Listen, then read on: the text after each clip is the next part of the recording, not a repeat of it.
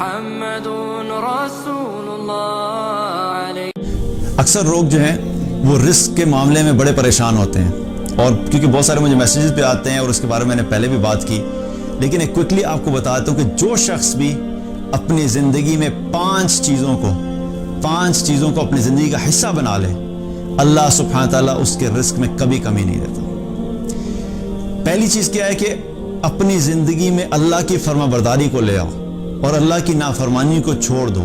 جو شخص اللہ کا فرما بردار بن جائے گا، اللہ کی نافرمانی کو چھوڑ دے گا، اللہ سبحانہ تعالیٰ کی طرف سے وعدہ ہے کہ اللہ تعالیٰ ایسے شخص کو رزق ایسی جگہ سے دے گا جہاں سے وہ سوچ بھی نہیں سکتا. وَمَن يَتَّقِ اللَّهَ يَجْعَلْ لَهُ مَخْرَجًا وَيَرْزُقْهُ مِنْ حَيْثُ لَا يَحْتَسِبُ.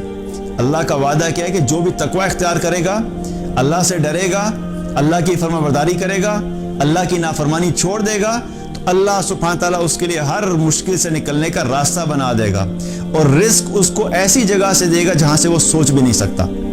تو پہلی چیز کیا ہے کہ اللہ کی فرما برداری کرو اور اللہ کی نافرمانی چھوڑ دو.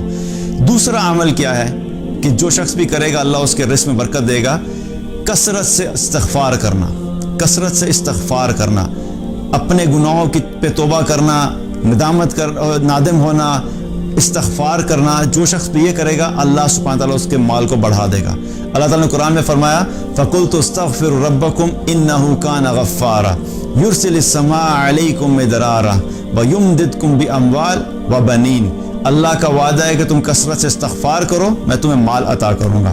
دوسرا عمل کیا؟ کثرت سے استغفار کرنا. تیسرا عمل کیا ہے کہ جو اللہ نے دیا اس پہ شکر کرو. جب شکر کرو گے تو اللہ سبحانہ تعالیٰ اس شکر کے نتیجے میں تمہیں اور عطا فرمائے گا. لَإِن شَكَرْتُمْ لَأَزِيدَنَّكُمْ. اللہ سبحانہ تعالیٰ نے قرآن میں فرمایا کہ تم شکر ادا کرو میں تمہیں مزید بڑھاؤں گا. تم اپنے مال پہ شکر ادا کرو گے اللہ مال بڑھائے گا. تم اپنے جو بھی اللہ نے نعمتیں دی ان پہ شکر ادا کرو گے اللہ سبحانہ تعالیٰ ان کو مزید بڑھا دے گا. چوتھی چیز کیا ہے؟ جو شخص بھی صدقہ کرتا ہے، اللہ کی راہ میں مال خرچ کرتا ہے، اللہ سبحانہ تعالیٰ ایسے شخص کے مال میں کبھی کمی نہیں کرتا، اللہ تعالیٰ اس کے رزق کو بڑھاتا ہی ہے. اللہ تعالیٰ نے قرآن میں فرمایا مَنْ ذَا الَّذِي يُقْرِضُ اللَّهَ قَرْضًا حَسَنًا فَيُضَاعِفَهُ لَهُ أَضْعَافًا كَثِيرًا.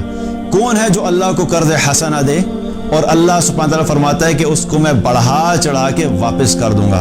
آپ لوگوں پہ خرچ کرنا شروع کر دیں، اللہ سبحانہ تعالیٰ آپ پہ خرچ کرنا شروع کر دے گا. آپ لوگوں میں دینا شروع کریں اللہ آپ کو دینا شروع کرے گا. آپ لوگوں کو زیادہ دینا شروع کر دیں گے اللہ آپ کو زیادہ دینا شروع کر دے گا. اور ایک حدیث میں آتا ہے رسول اللہ صلی اللہ علیہ وسلم نے فرمایا کہ اے ابن آدم تو خرچ کر. اللہ تعالیٰ فرماتا ہے کہ اے ابن آدم تو خرچ کر، تجھ پہ خرچ کیا جائے گا. اتنی زبردست بات بتا دی کہ ہم جب لوگوں پہ خرچ کریں گے تو اللہ کا وعدہ ہے کہ اللہ ہم پہ خرچ کرے گا. ہم جب خرچ نہیں کرتے اور پھر ہم پریشان ہو جاتے ہیں. تو چوتھی چیز کیا ہے کہ اللہ کی راہ میں صدقہ کرنا، غریبوں کو دینا، مساکین کو دینا، ضرورت مندوں کو دینا، اپنے خاندان میں جو مشکل میں لوگ ہیں ان پہ خرچ کرنا. جو شخص صدقہ کرتا ہے اللہ سبحانہ تعالیٰ اس کو کبھی بھی مال کی کمی نہیں دیتا. پانچواں عمل کیا ہے؟ پانچواں عمل اپنے خاندان والوں کے ساتھ بنا کے رکھنا، صلہ رحمی. اپنے خاندان والوں سے تعلق نہیں توڑنا، کیونکہ حدیث میں آتا ہے نبی صلی اللہ علیہ وسلم نے فرمایا جو شخص یہ چاہتا ہے کہ اللہ اس کی زندگی میں، اس کی جان میں، اس کی عمر کو بڑھا دے اور اس کے مال کو بڑھا دے تو اسے چاہیے کہ وہ صلہ رحمی کرے.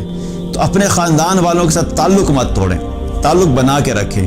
جو شخص بھی یہ 5 اعمال کرے گا اللہ سبحانہ تعالیٰ کبھی اس شخص کو رزق میں کمی نہیں دے گا اور اس کے رزق میں ہمیشہ برکت ہوگی.